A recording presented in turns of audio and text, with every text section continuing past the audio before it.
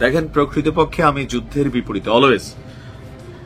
আমরা ফেসবুকে অনেকে মজা পাচ্ছি যে যুদ্ধটা হলে একদম ভারতের অস্তিত্ব থাকবে না, কেউ বলছে পাকিস্তানিদের এইবার তো ভাই শেষ। মানে এই যে দুইটা বিভাজন আছে, কিন্তু আপনার মাথায় রাখা উচিত যদি ভারত পাকিস্তান যুদ্ধ হয় এইটার ইফেক্ট বাংলাদেশে শতভাগ পড়বে, বিভিন্ন রকম ঝক্কি ঝামেলা বাংলাদেশের উপর দিয়া যাবে।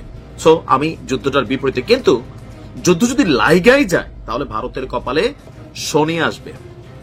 আজকে আমরা যেই বক্তব্য দেখলাম, যে আমার কাছে কেন জানি মনে হচ্ছে এবার ভারত কি ভয় পেল নাকি নতুন কোন পরিকল্পনা করছে। ভয় পাওয়ার কথা আমরা কেন বলছি আসেন।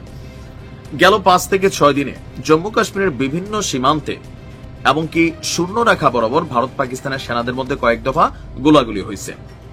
পাকিস্তানি সেনারা ভারতের চেকপোস্ট গুলোকে গুড়িয়ে দিয়েছে, এমনকি পাকিস্তানের আকাশ সীমায় অনুপ্রবেশকারী ভারতের ড্রোনগুলোকে তারা ধ্বংস করেছে, আটক করেছে। বিএসএফ নজওয়ানকে আটক করেছে। পাকিস্তানিরা ভারতের সীমানার ভিতরে ঢুকে গেছে। নানান ধরনের পাল্টাপাল্টি অ্যাক্টিভিটিস চলছে।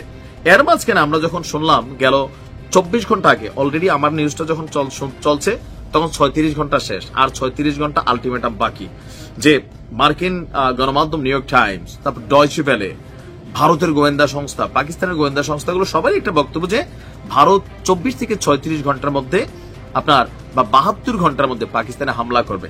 তো আমরা যখন কথা বলছি অলরেডি 36 ঘন্টা শেষ, যদি হামলা শুরু হয়ে না থাকে ভিডিওটা পাবলিশের টাইমে, তার মানে একজন বিশ্লেষক বলছিলেন ভারত হয়তো যতটা বলছে তার জনগণকে খুশি করার জন্য, কিন্তু যুদ্ধের বেলায় ভেতরে ভেতরে হয়তো তারা এরকম সিদ্ধান্ত নিবে না, এটাকে টেকনিক্যালি হোল্ড করার ট্রাই করবে। এবং অলরেডি যুক্তরাষ্ট্র এটার মধ্যে ইনভলভ হচ্ছে। পাকিস্তান ভারতের সাথে অলরেডি ফোনে কথাবার্তা শুরু হয়েছে। এর মাঝখানে বার্তা সংস্থা এএনআই কে একটা সূত্র বলছে যে লাইন অফ কন্ট্রোল বা এলওসিতে অপ্ররোচিত গুলি বর্ষণ না করতে পাকিস্তানের সেনাবাহিনীদেরকে সতর্ক করেছে ভারতীয় সেনাবাহিনী। ওই যে আমাদের গ্রাম অঞ্চলে একটা কথা আছে, হাত থাকতে মুখে কিসের কথা। এখন ভারত তো যুদ্ধ করবে, পাকিস্তান বলছে আমরা একটা স্বাধীন তদন্ত করি চীন এবং জাতিসংঘ রাশিয়ার মাধ্যমে। ভারত কইছে নো তদন্ত খেলা হবে ডাইরেক্ট অ্যাকশন, সেনাবাহিনীকে পূর্ণ স্বাধীনতা দিছে। তো স্বাধীনতা দেওয়ার পরে আরেকটা দেশের সেনাবাহিনীর কাছে বা যাদের বিরুদ্ধে আপনি লড়াই করবেন তাদের কাছে আবার সতর্ক বার্তা পাঠাচ্ছেন, মানে কিসের? পাকিস্তান ঢুইকা মাইরা যাচ্ছে, গুলি করে খুলি উড়াই ফেলতেছে, চেকপোস্ট ঘুরাই দিচ্ছে, এগুলো তো ভারতীয় গণমাধ্যমেরই বক্তব্য। তো আবার ওই বাহিনীর কাছে আপনারা কিসের সতর্ক বার্তা পাঠান? এটা আমাদের কাছে মনে হচ্ছে যে কোথাও না কোথাও ভারত যুদ্ধটা থেকে স্কিপ করতে চাচ্ছে। আপনার সূত্র বলছে এলওসিতে পাকিস্তানের অপ্ররোচিত লঙ্ঘন নিয়ে ভারত এবং পাকিস্তানের মিলিটারি অপারেশনসের মহাপরিচালক যারা, তাদের মধ্যে হটলাইনের মাধ্যমে দুই দেশের মধ্যে কথাবার্তা হয়েছে। ভারত পাকিস্তানকে পাকিস্তান সেনাবাহিনীর যুদ্ধবিরতি লঙ্ঘন নিয়ে সতর্ক করছে। যখনই সতর্কের বার্তায় সাবধান করলাম, কিন্তু আরেকবার যদি এগুলা করো, তো এটা হচ্ছে কি ক্ষমতা না থাকার বহিঃপ্রকাশ। যদি ক্ষমতা থাকতো একবার সাবধান করছে, দ্বিতীয়বার অ্যাকশন। এখন পাকিস্তান যদি ধরে নিলাম যে তারা সীমানা লঙ্ঘন করছে, উস্কানিমূলক অ্যাক্টিভিটিস করছে, তাহলে তো ভারত যেহেতু যুদ্ধ করবে তাদের তো উচিত সামরিকভাবে জবাব দেওয়া, কিন্তু সেটা তো দিচ্ছে না।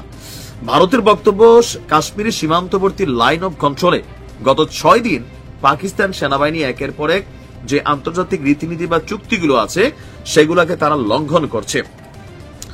এখন এখানে আরেকটা জিনিসও হতে পারে ভারতের, আপনি বুঝে রাখেন যে ভারত বিশ্ব নেতাদের কাছে একটা বার্তা দিতে চায়। কোন বার্তাটা দিতে চায়? যে দেখেন আমরা কিন্তু চাইলে জবাব দিতে পারতাম, আমাদের কাছে মেশিনারি ছিল, কিন্তু আমরা পাকিস্তান সেনাবাহিনীকে সতর্ক করেছি, তারা কথা শোনে নাই, তারা বারবার আমাদেরকে উস্কাইছে, ফাইনালি আমরা সামরিক অভিযান পরিচালনা করা ছাড়া আমাদের কোনো গতি ছিল না। এটাও আরেকটা হইতে পারে, তবে এটা হওয়ার সম্ভাবনা কম। যদি হইতো তাহলে প্রথমটাই করতো। আর দেখা যাক ভারত আস্তে আস্তে নমনীয় হয় কিনা, কিছু অ্যাক্টিভিটিস তো এমনই মনে হচ্ছে। ভালো থাকুন।